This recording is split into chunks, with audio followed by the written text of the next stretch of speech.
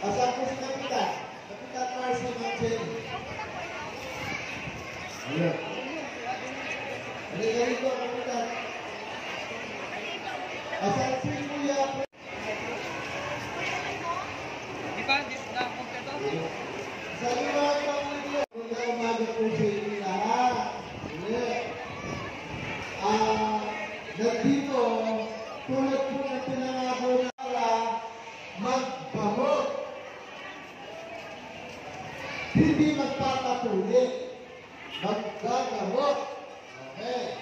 Kaya po, tinupad po namin yun para po sa inyo nakabarangay po namin sa Demores. Sakay! Kakamin! Katanagakit to! Natugunan ninyo ako. Kaya po, pinakiusapan naman namin ng mga Eagles ang Kapitolyo sa pangunguna po ni Governor Susan Yap na idaos po rito ang ating po laging ginagawa ng Kapitolyo na medical mission. May bakit po ba ito? Wala! May pamilya po ba? Ay, wala na. Diba po, Eric? Sino yan? Ang mga kalak na sikay po ang siyang namunulit para po dito sa medical mission. Joint project po ito na Kapitolyo. Pero hindi po magaganap ito kung wala po ang palakpakan nyo nga po yung mga masingay, yung sabi ng mga kuya. Si Kuya Jun, si Kuya Janko, nakita ko dyan sa ating nilay. Kawin kayo, mga kuya!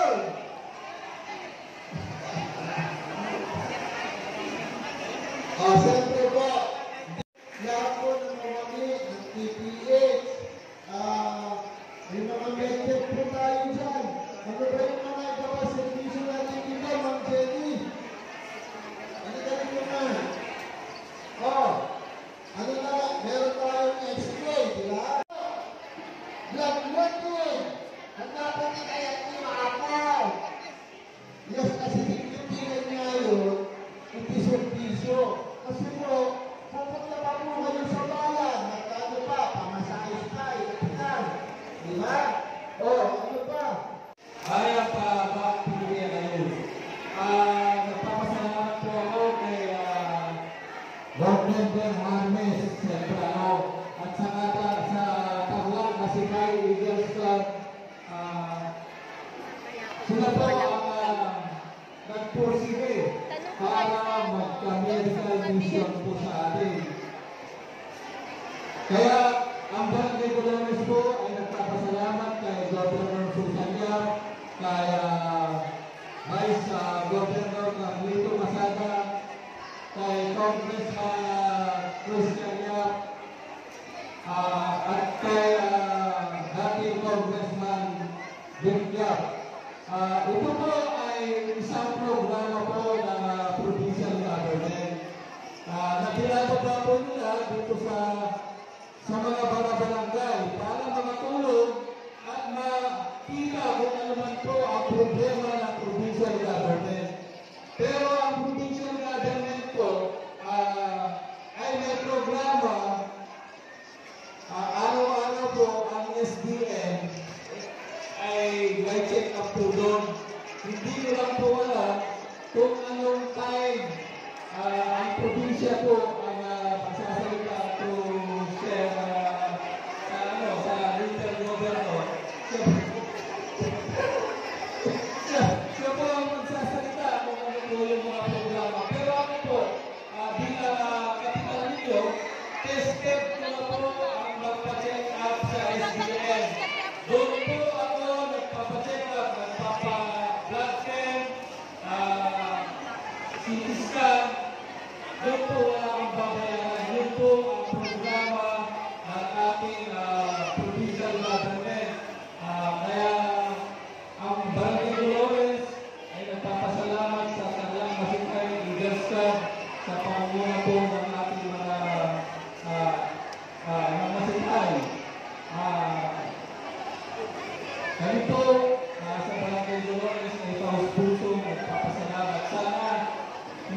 po dito nagtatapos ang pagtulong ng provincial government through Board Member Jaime Centrano at ang Tarlac Masikay Legal Club.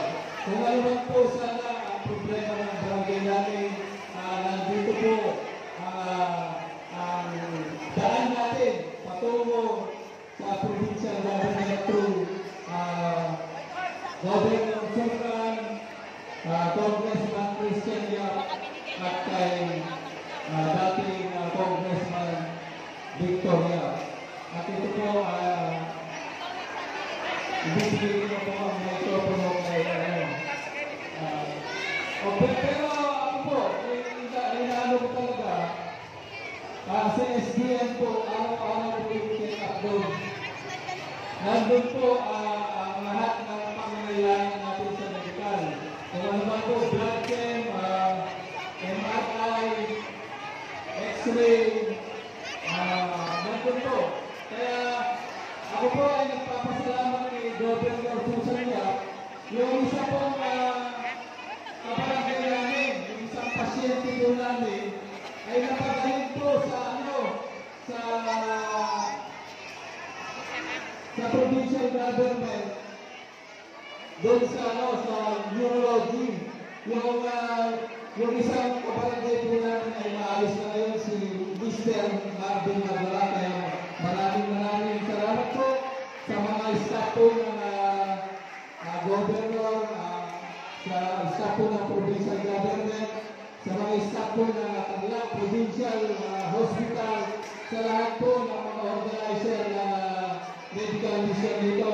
Ang buong Dolores po ay, ang buong mamayan ng Barangay Dolores ay nagpapasalamat po sa provincial government at sa Tarlac Masikay Legal Club at sa lahat po ng staff ng provincial government.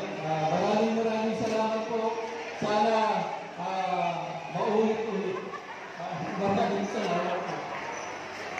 Salamat, Apo Marcy.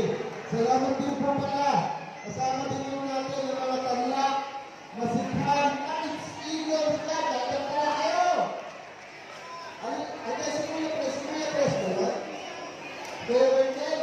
Hindi dito para kasama yung Masikay Ladies Eagles Club.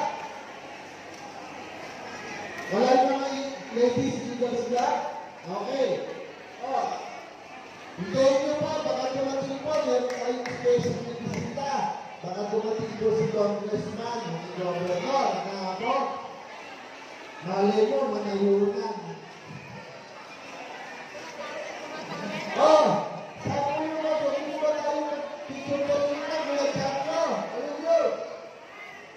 Wala rin. Visit yung mga kwan eh. Ayun na po kayo. Salamat po ulit. Sabay ating pagkakumpir. Kuya Dan! Ay si Kuya...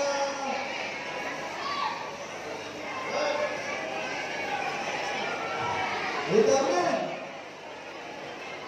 Kuya Darlon! Ayun na na. Nagmarienda na kaya? Kuya Darlon, ano yun? Kuya mo na kayo. Yuri! Nagpa-blood chem din siya. Asan yung mga Nagpa-blood chem siya. Nagpa-blood chem din. Salamat din po sa Mamaya pa yung PSW. Ng Dolores, mga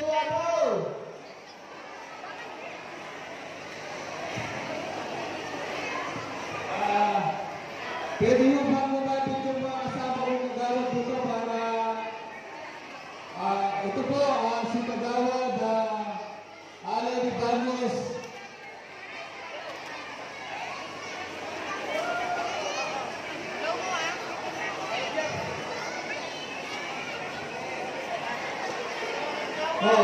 Yung mga kasama kong nagawad.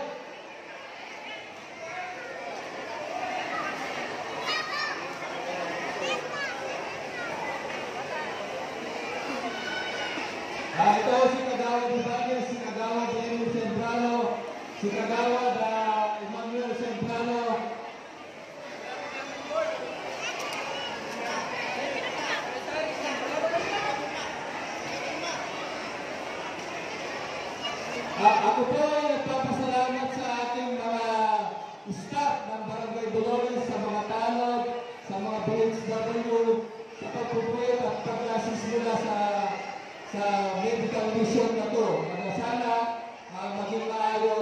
maaari tayong matulungan. Nandito po ang aking mga kagawad. Una po, si Kagawad Alan Ibanez. Pangalawa, si Kagawad Leo Sembrano. Ang pangatlo, si Kagawad Emmanuel Sembrano. Ito po ang mayor ng Barangay Dolores, si Kagawad Domingo Mayor. Ang ating SK, si Kagawad SK Alvin De Leon. Si Kagawad Jefferson Pascual. Sila po ang buro-buro ng Barangay Council, si Kagawad Sergio Campos, Luis Chavit, medyo ano pa ngayon si Kagawad Luis Chavit. At ang aming masipag na presidente si Don Snamil at ang masipag naming secretary si Kagawad, si Secretary Jean Sembrano. Sila po ang buro-buro ng Barangay Dolores Council para matulungan po ang Barangay Dolores. Andito po yung mga Barangay Council. Kung may gusto po kayong patulong sa mga hospital, nandito po yung Barangay Council ng Dolores at ang Tarlac Hospital, ang CBM Sembrano. Sila po ang tutulong sa atin at ang buong staff ng Tarlac Provincial Tarlac Provincial. Ito tayo, ngayon mo na kapitan dyan sa harapan, sa kapitawad. Matuloy, okay na yan, tama na yan. Sige na, kakasok tayo.